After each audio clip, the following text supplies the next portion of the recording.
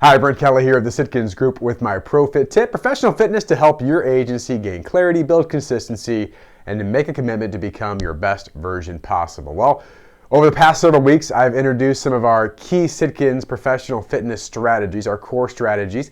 This is actually the fifth strategy that I'm going to discuss today, which is around pods. I'll explain in a minute, and also new files. Before I get into pods and new files and the importance and the impact of that, I want to make sure, again, mention the fact that just coming up very shortly, our Profit Net event, our professional networking event, Cape Coral, Florida, March 11th through the 13th.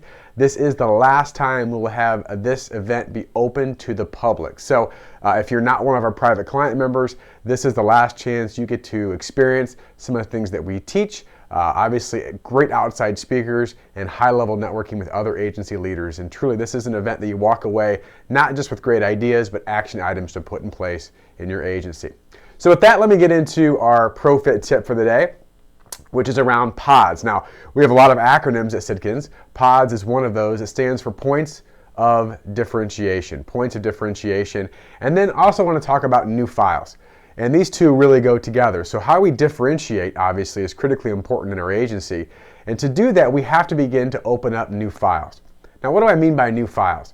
Well, I'm guessing if I ask you, or if you put yourself in the mindset of an average insurance buyer, and you use the word insurance, the words that come to their mind, the files that begin to open up, are probably not very positive, right? They're not thinking, oh, risk protection and value. They're probably thinking expensive, challenging, right? Whatever the case may be.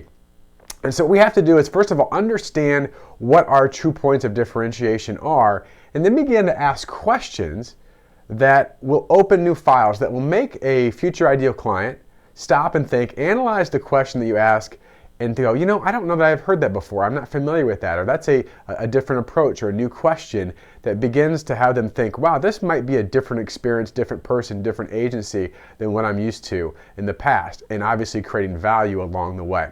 Let's start with pods for a second. Now, I've mentioned this before, but most agencies, most producers, their points of differentiation are very generic. In fact, I often title the generic answers that agencies and producers give the generic 5. They'll say, you know, we've got really good service, great service.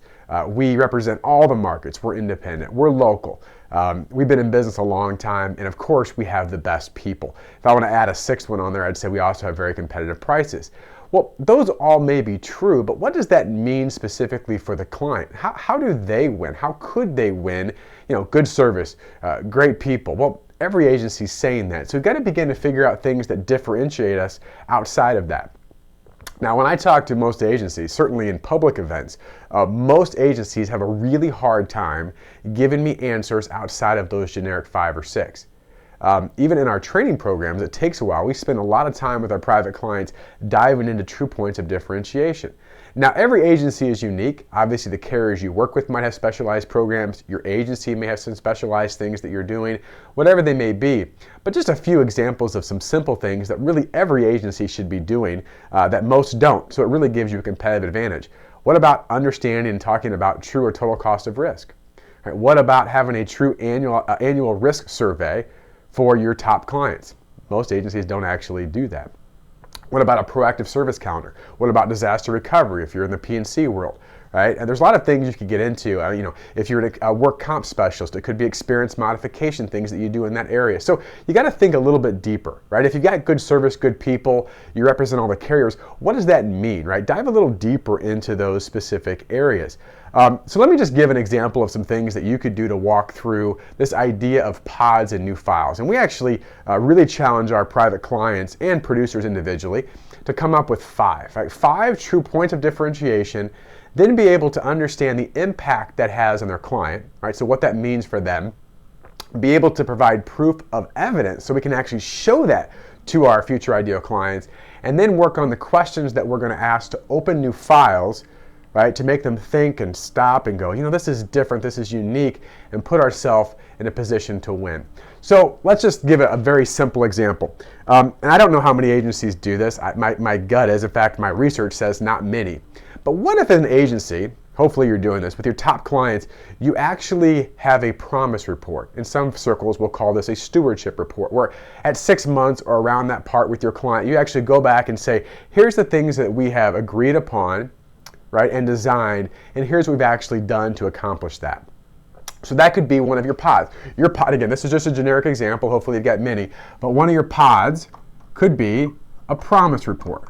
Well, that's great, but what does that actually mean to the client? And we always say, what's in it for them? In this case, what's in it for me, for the client's perspective. So you want to be able to then talk about the impact of the promise report, how we're able to keep score, how we're able to make sure. And by the way, just a quick aside here, if you want a shortcut or a way to think about what really matters, certainly to business owners. Now, if you're working on personal lines, it may be a little bit different, but if you're a benefits or commercial lines producer or agency, they typically care most about three things. They care about profits, they care about their clients, right, the people that pay them, and they care about their employees. So obviously, what's the impact? What does that mean for them by having a promise report? We're actually measuring and monitoring the insurance program. And then evidence, right? So do we have evidence that we've done this before? And then lastly is going to be our pod question. Now we're actually going to do this in reverse. So obviously, let's say you're out with your future ideal client, you're going to have some other conversation, some rapport building, I get all that. But at some point pretty soon, you want to ask a question around your pod. This is going to open a new file, right? Open a new file. So a question you could ask, if you are doing a promise report consistently, and by the way, you have to actually do the thing to ask the question. Don't just ask questions that sound really cool, then your agency doesn't do them. It doesn't work, and it's not very ethical, obviously. So a pod question could be, I'm curious, Mr. Future Ideal Clients, how do you currently measure the effectiveness of your insurance and risk management program today?